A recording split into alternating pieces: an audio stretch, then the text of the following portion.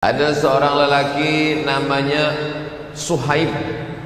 Hurufnya huruf Shad, huruf Ha, huruf Ya, huruf Ba. Suhaib.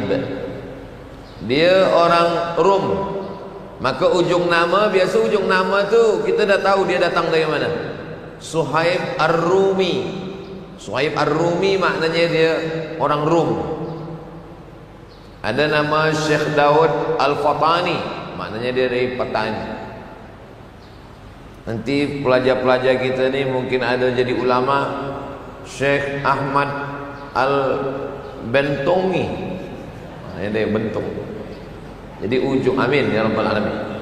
Jadi ujung nama tu nasab, ianya namanya ia nisbah. Al-Makki, Al-Madani, Al-Misri, Al-Yamani, Ar-Rumi, makna dia orang Rom. Dia bukan orang Makkah, dia bukan orang Arab.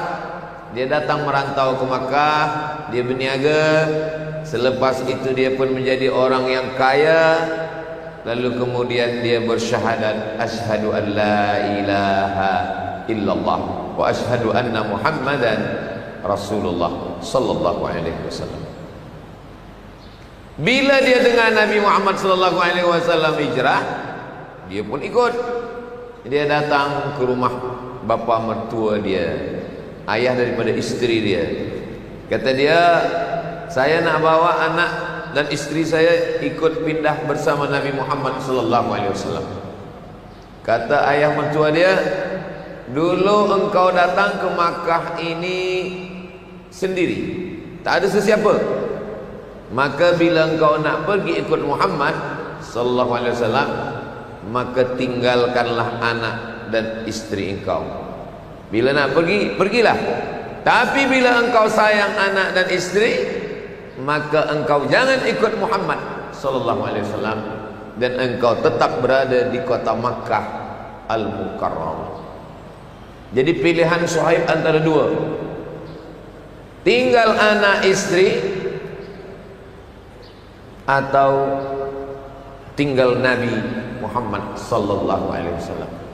Disitulah hijrah. Al-hijratu tufarriqu bainal haqqi wal batil. Hijrah inilah yang menampakkan mana orang yang betul-betul lillahi ta'ala, mana orang yang hanya hawa nafsu, mana orang-orang yang betul mukhlisin lahuddin, mana orang-orang yang hanya, mohon maaf, munafik. Ketika itu Suhaib, dia memilih Nabi Muhammad sallallahu alaihi wasallam. Dia tinggalkan anaknya, dia tinggalkan istri. Tapi macam mana perniagaan ni? Ada dinar, emas, ada dirham, ada perak. Maka dia pun ingin pergi. Maka pembesar-pembesar daripada Quraisy datang.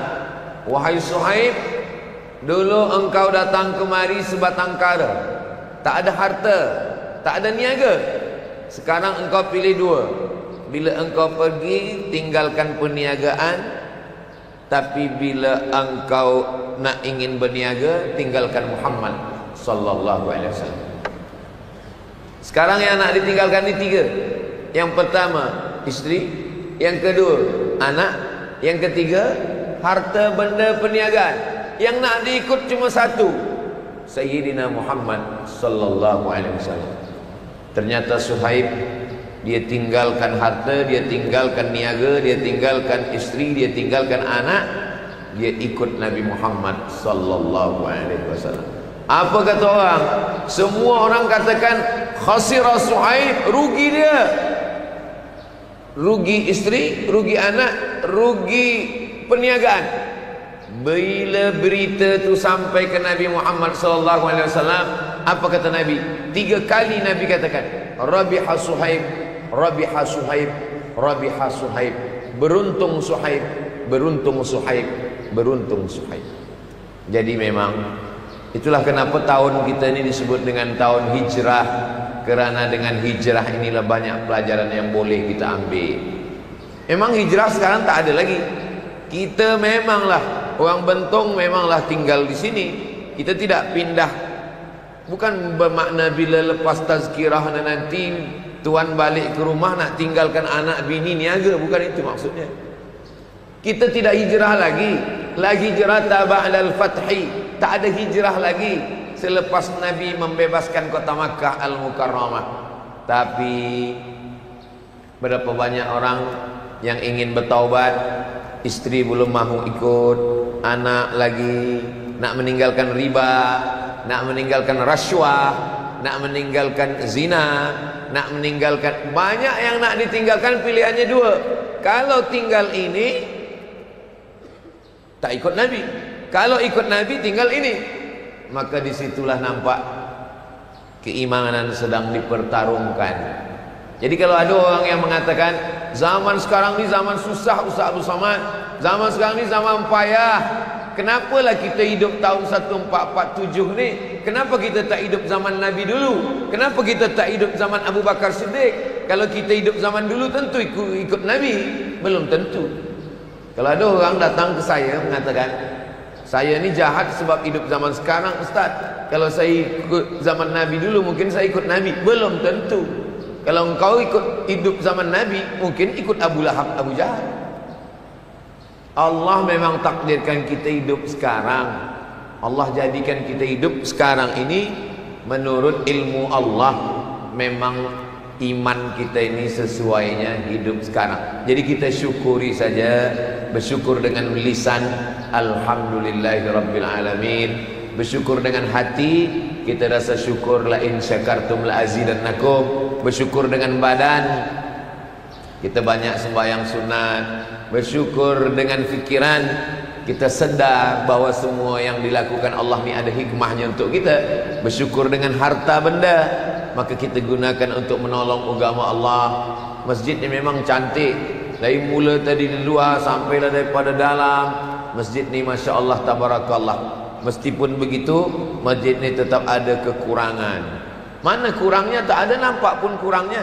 Ada tertulis di sini, kutipan dana untuk pembangunan masjid, antaranya menukar bumbung dewan makan dan kanopi kepada bumbung yang lebih kokoh dan kekal. Itu masih, walaupun tak nampak, tapi di atas meja ni nampak.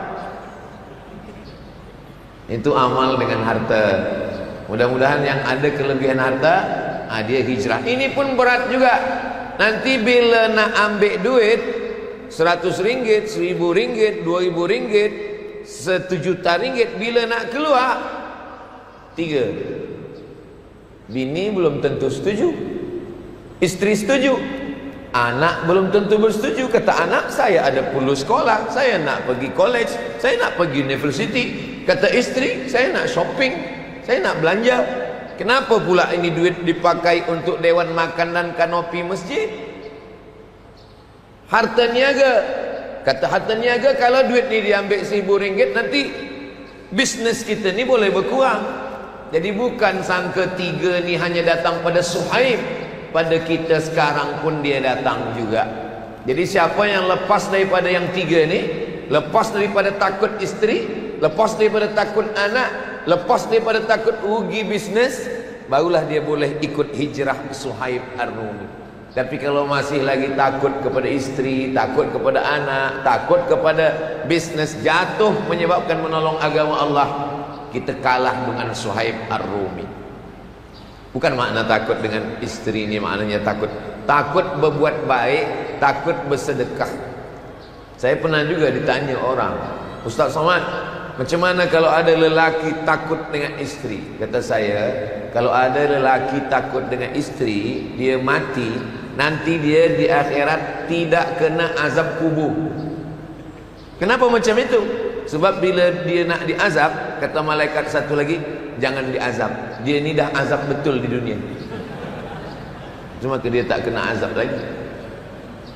Makhluk macam ini tak ada di Bentong.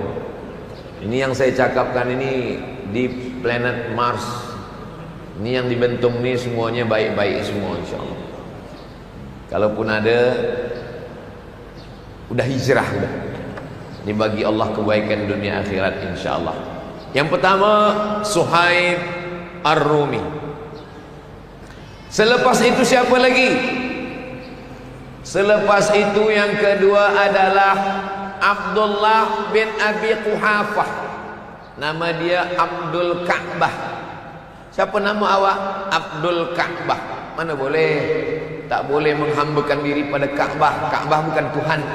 Tak boleh Abdul Ka'bah, Abdul Safa, Abdul Marwah, tak boleh. Hanya boleh Abdullah, Abdul Rahman, Abdul Rahim, Abdul Salam, Abdul Somad. Itu boleh. Abdul Ka'bah diubah Nabi namanya menjadi Abdullah.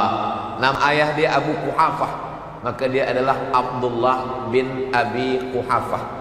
Penuntut student kita yang menulis, yang pertama Suhaib Ar-Rumi, yang kedua Abdullah bin Abi Quhafah. Abdullah bin Abi Quhafah ini manakala hijrah, dia membawa emas sebesar batu. Jadi kalau emas itu sebesar cincin saya nih, lelaki tak boleh pakai cincin emas. Kalau emas sebesar cincin masuk ke dalam kain, mana nampak? Kecil, tak nampak. Tapi kalau emasnya sebesar batu, pastilah dia nampak batu. Abdullah bin Abi Quhafah ini manakala hijrah, dia membawa emas sebesar batu. Ayah dia tak Islam, namanya Abu Quhafah. Abu Quhafah ini dia ada sak dalam hati dia. Ini nampaknya emas anak saya ni dah dibawa ini pergi hijrah. Maka dia pun bertanya kepada cucu dia. Nama cucu dia Asma. Asma, ya, mana emas ayah engkau Abdul Ka'bah? Mana emas dia? Emas dia ada, Datuk. Ada emas dia. Mana emasnya? Saya nak tengok. Tapi Abu Quhafah ni maaf, buta, dia tak boleh menengok. Dia bercakap, mana emas tu, saya nak tengok. Lalu kemudian Asma mengambil batu, dia masukkan ke dalam kain. Cubalah atuk rasa emas. Dia rasa, oh masih ada lagi. Emas tu dah tak ada. Emas itu sudah dibawa hijrah bersama Nabi Muhammad sallallahu alaihi wasallam. Oh, jadi kalau macam tu dusta lah. Emasnya kan dah dibawa pergi hijrah. Kenapa boleh memasukkan batu ke dalam lalu kita katakan ini ada emas? Ini sedang perang. Perang ini kita boleh bersiasat, berhilah namanya. Kita boleh berilah dalam 3 perkara. Pertama, mendamaikan orang yang berkelahi. Kedua, dalam masalah rumah tangga.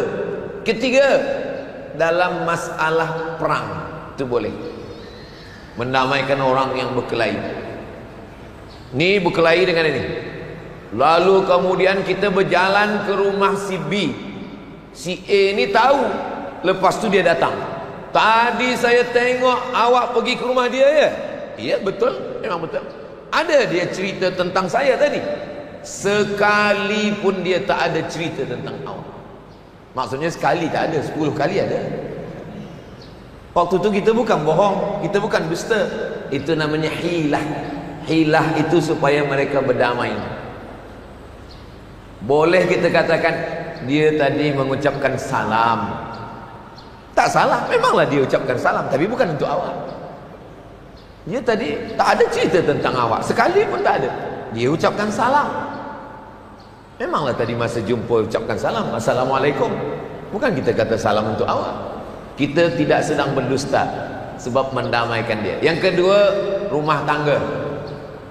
Pagi-pagi isteri memasak nasi goreng. Dia masak, lepas tu dia tanya, macam mana nasi goreng ni bang? Rasa-rasanya seumur hidup abang belum pernah nasi goreng macam ni. Dia sangka sedap, rupanya masinnya.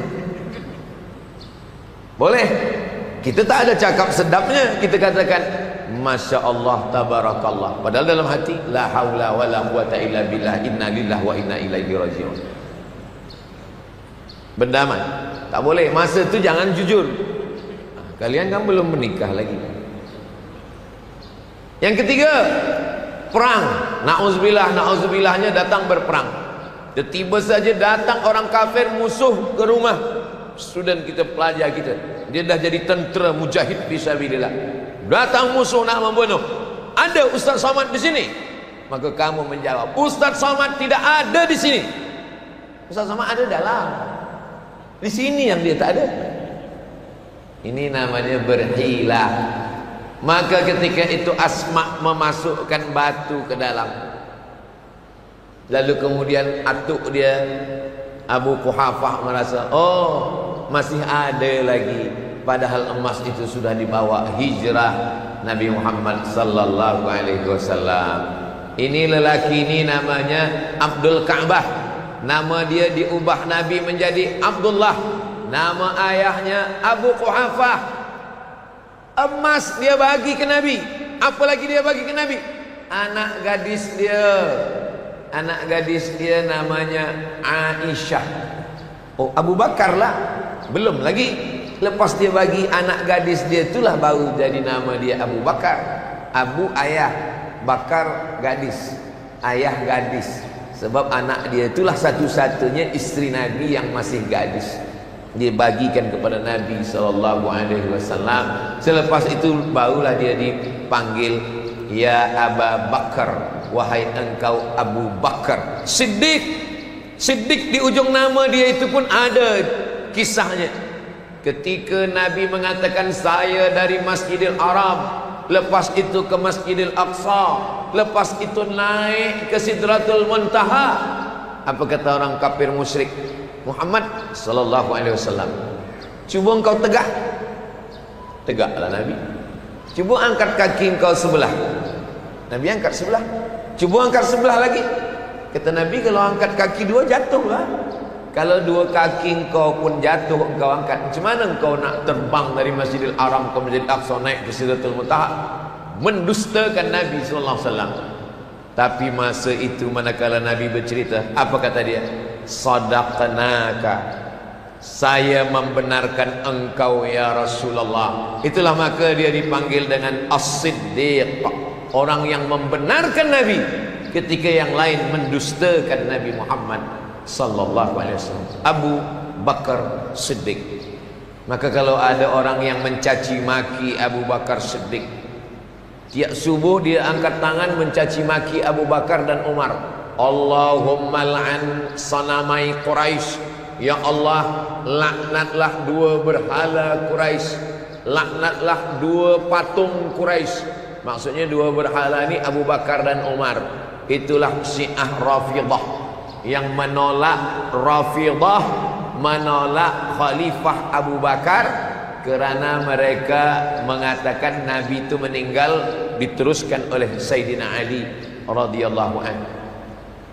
Maka mereka disebut dengan Syiah Rafidah. Mereka mencaci maki. Apa kata Nabi sallallahu alaihi wasallam? La tasubbu ashabi, jangan caci maki sahabat saya. Lau anfaqa ahadukum mithla Uhudin zahaban, kalau ada di antara kamu yang bersedekah emas sebesar bukit Uhud, ada emas dia sebesar bukit Uhud, dia sedekahkan, tak sampai setengah tapak tangan Abu Bakar Siddiq. Karena kalau ada orang sekarang bersedekah emas sebesar bukit Uhud, sekarang kita sedang aman, kita sedang tenang. Perang memang ada lagi di Gaza. Mudah-mudahan Allah menolong saudara kita di Palestin. Allah mansur ikhwanana al-mujahidina fi Palestin. Amin. Tapi kita di Malaysia, kita tenang, kita tak ada perang. Kalaupun ada perang, perang dalam hati berkecamuk antara memilih hak batil, antara baik tak baik. Tapi bagi orang yang sudah istiqamah beramal soleh, hatinya tenang. Wallazi anzala sakinata, Allah menurunkan ketenangan ke dalam hatinya. Di antara menyebabkan ketenangan itu duduk dalam majlis-majlis ilmu. Maka Nabi Muhammad sallallahu alaihi wasallam sudah tahu bahwa nanti di akhir zaman ada orang-orang yang mencaci maki Abu Bakar Siddiq. Nanti bila tuan-tuan dengar dalam tazkirah mencaci maki Abu Bakar, ini salah satu daripada puak firqah dhallah, bahkan kafir, kerana dia mencaci maki orang yang disebutkan Nabi dalam Al-Quran. Abu Bakar ada dalam Al-Quran. Idhuma fil ghari, ketika mereka berdua di dalam gua. Idh yaqulu li sahibihi, ketika dia berkata kepada sahabatnya, la tahzan, jangan sedih, jangan takut, jangan susah hati. Innallaha ma'ana, Allah bersama dengan kita. Berapa lama Abu Bakar mengaji dengan Nabi? 13 tahun. Umur Abu Bakar dengan Nabi bezanya 2 tahun. Bila Nabi dapat wahyu umur 40, maknanya Abu Bakar masuk Islam umur 38. Bila Nabi dapat wahyu 40, berdakwah 13, 53 Nabi pindah hijrah, maknanya Abu Bakar umurnya 51. Siapa di antara puan-tuan ni yang berumur 51 tahun? Itulah Abu Bakar Siddiq yang hijrah. Orang kalau dah umur 51 tahun, dia tak nak pindah. Jangankan nak pindah kampung, pindah tempat duduk pun tak mau. Orang kalau dah umur 51 tahun, tengoklah bila hari Jumat, yang lain sop masih kosong. Kepada semua jamaah, kita masih ada sop untuk kosong. Orang kalau dah umur 51 tahun, kata dia, kamu sajalah pindah, saya duduk sini. Orang dia berada pada comfortable zone, zona nyaman, aman, tak nak pindah. Abu Bakar Siddiq pindah, meninggalkan ayah yang sudah tua, buta. Oh, kalau begitu derhaka lah dia. Dia tidak derhaka, dia tak lawan ayah dia. Abu Bakar Siddiq tak ada lawan ayah dia. Emas dia habis, anak dia bagi, ayah dia tinggal, niaga dia tinggal. Mengawani Nabi pula 3 malam di atas Jabal Sur. Malam Jumat, malam Sabtu, malam Ahad, 3 malam. Malam Isnin baru bertolak Abu Bakar Siddiq radhiyallahu an. Itu yang kedua. Yang pertama tadi Suhaib Ar-Rumi, yang kedua Abdul Ka'bah berubah menjadi Abdullah, berubah menjadi Abu Bakar Siddiq. Sampai berapa Ustaz sampaikan ini? Sampai berapa? Ya, sampai letih lah. Yang ketiga adalah seorang yang umur dia beza dengan Nabi 30 tahun. Waktu Nabi umur 30 tahun, dia lahir dia. Bila Nabi umur 40, dapat wahyu, Iqra bismi rabbikal ladzi khalaqal insana min 'alaqin, Iqra wa rabbukal akramul ladzi 'allama bil qalam 'allamal insana ma lam ya'lam. Nabi umur 40, beza dia 30. Berarti ketika Iqra turun, dia berumur 10. Itu maka Abu Bakar Siddiq radhiyallahu an, Umar bin Khattab radhiyallahu an, Utsman bin Affan radhiyallahu an, Ali bin Abi Talib karramallahu wajhah. Karramallahu wajhah. Allah muliakan muka dia. Oh, jadi kalau muka dia mulia, badan dia tak mulia? Badan dia mulia juga. Bukan makna muka dia saja yang mulia. Muka dia mulia kerana muka dia tidak pernah bersujud kepada berhala Lata, Uzza, Manat, Hubal, Jibti, Taghut, Naham. Ayah dia dengan ayah Nabi adik-beradik. Nama ayah dia Abu Talib, nama ayah Nabi Abdullah. Muhammad bin Abdullah bin Abdul Muttalib, Ali bin Abi Talib bin Abdul Muttalib. Atuk dia satu. Ayah adik-beradik, saudara sewali, sepupu kata orang. Sewali kata saya. Kalau sepupu tu mak kita adik-beradik, mak saya dengan mak dia adik-beradik, sepupu. Tapi kalau ayah adik-beradik sewali. Kenapa sewali? Sebab kalau meninggal semua wali, ayah mati, atuk mati, abang mati, adik mati, maka saudara ni boleh mewalikan nikah. Itu maka disebut dengan saudara sewali. Itu saudara engkau? Iya. Saudara macam mana? Tak tahu. Kata orang saudara pula. Mesti tahu nasab kita macam mana. Itulah dia yang ketiga, Sayyidina Ali. Sayyidina Ali ni macam mana pula dalam hijrah? Kalau orang tengok sejarah, Sayyidina Ali inilah paling ringan. Suhaib Suhaib tinggal anak, tinggal istri, tinggal niaga. Banyak.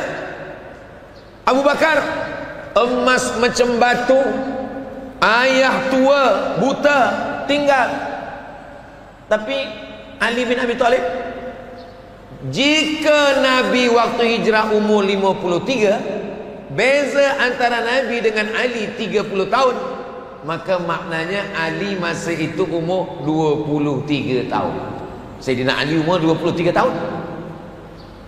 Istri dia belum nikah. Anak tak ada. Niaga, dia bukan orang kaya.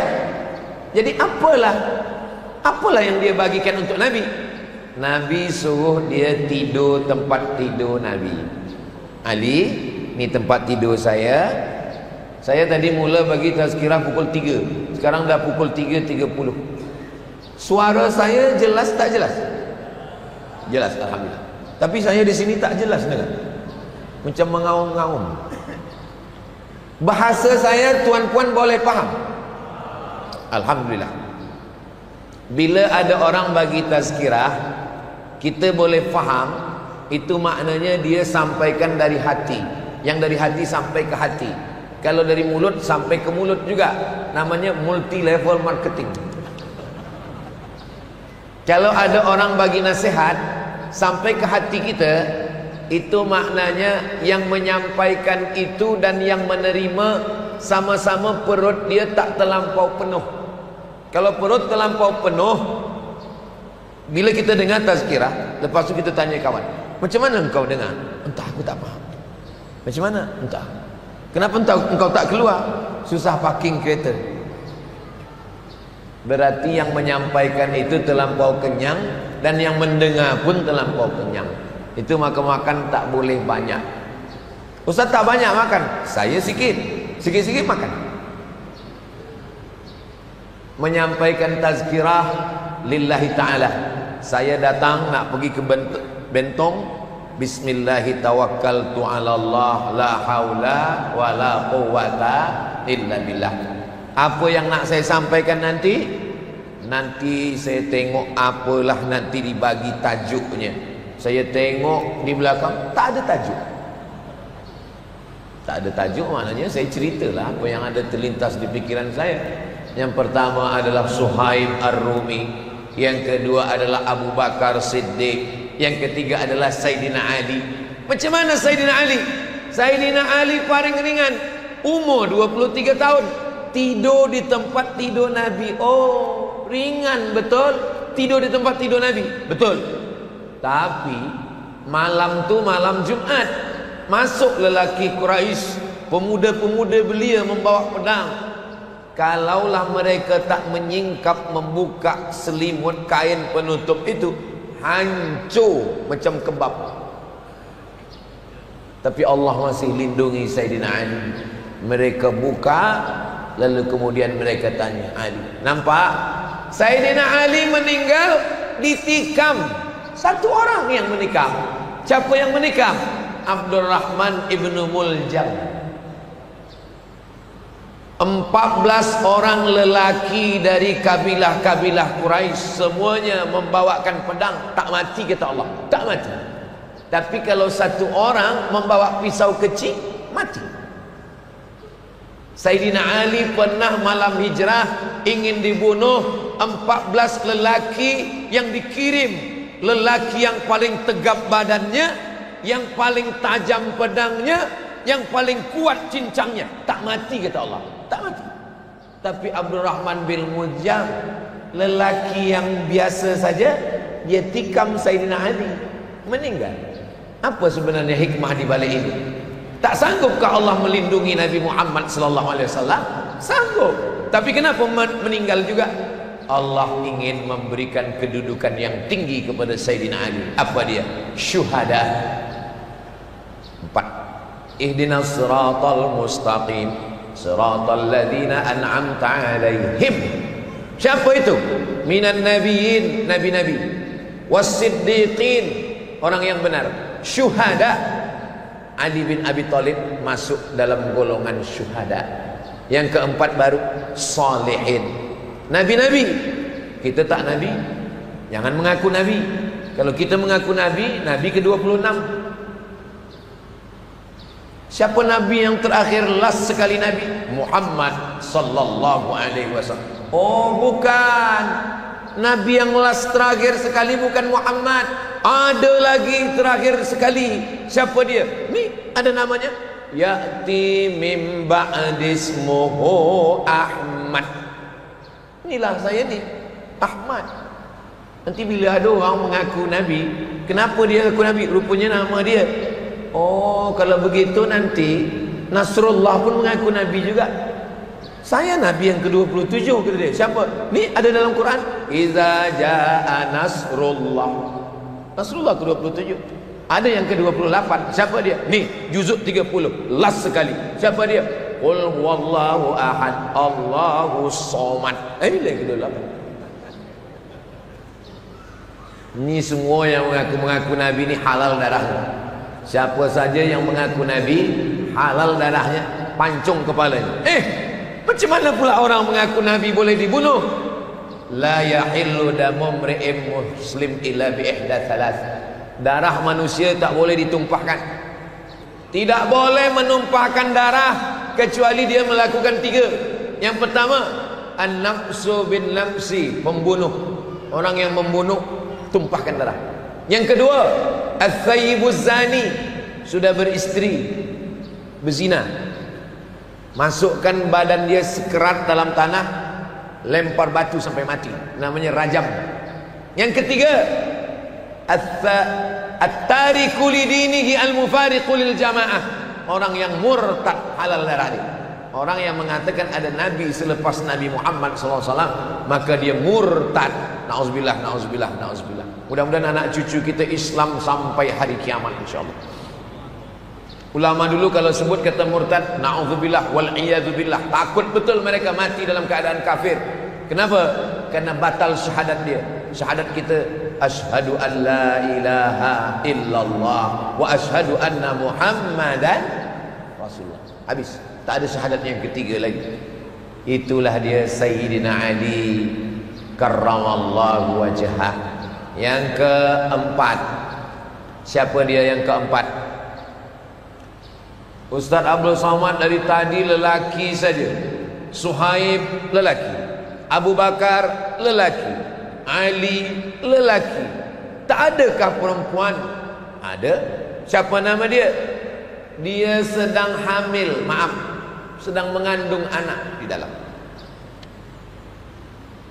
Nama suami dia Zubair ibnul Awwam. Lalu kemudian dia membawa makanan ke atas Jabal Sur, tempat Nabi menerima wahyu. Jabal Nur, tempat Nabi bersembunyi di atas 3 malam. Jabal Sur. Nabi Isa alaihissalam minta doa, Allahumma anzil alaina ma'idatan minas sama. Ya Allah, turunkanlah makanan dari langit. Turun makanan. Kenapa Nabi Muhammad SAW tak turun makanan? Allah Maha Kuasa nak menurunkan makanan. Innama amruhu idza arada syai'an ayyakula lahu kun fayakun. Kenapa Allah tak turunkan makanan? Allah ingin ajarkan kepada kita tentang hijrah. Nanti kalau diturunkan makanan, apa kata orang? Oh iyalah dia Nabi, kita tak Nabi. Maka perjalanan hijrah ini penuh dengan hikmah.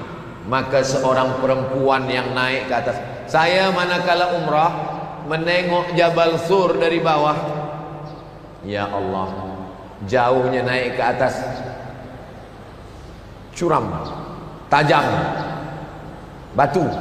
Malam-malam dia datang ke atas membawakan makanan untuk Sayyidina wa Maulana Muhammad sallallahu alaihi wasallam. Oh, kalau 3 hari 3 malam, 3 kalilah dia naik ke Ustaz ke atas. Bukan macam tu. Makanan mereka dulu 4. Makanan Nabi zaman dulu tu 4. Yang pertama gandum, yang kedua kurma, yang ketiga zabib, kismis, yang keempat akid, susu kambing yang dijemur, dikeringkan. Jadi makanan mereka 3, 4 ni tak basi. Bukan macam kita. Kalau kita dihantar pagi, petang basi, tempoyak. sambal belacan, nak menggulai kelapa lagi. Nah, jadi jangan bayangkan makanannya macam makanan kita. Nabi malam itu dengan Sayyidina Abu Bakar Siddiq di atas, datang Asma membawakan gandum, membawakan kurma, membawakan daging, membawakan mentega, membawakan susu kambing, dimakan oleh Nabi Muhammad sallallahu alaihi wasallam. Jadi kalau ada orang mengatakan Islam ini tidak membagi peran kepada wanita, perempuan selalu tidak dibagi kesempatan untuk beribadah, dia belum tahu sejarah hijrah Nabi Muhammad sallallahu alaihi wasallam. Siapa yang mengatakan perempuan letaknya rendah, dipijak-pijak di bawah tapak kaki, dia belum datang ke Masjid Sultan Ahmad Shah Bentong. Cubalah datang kemari. Perempuan lebih tinggi daripada ustaz. Itu di atas. Begitulah Allah Subhanahu wa taala.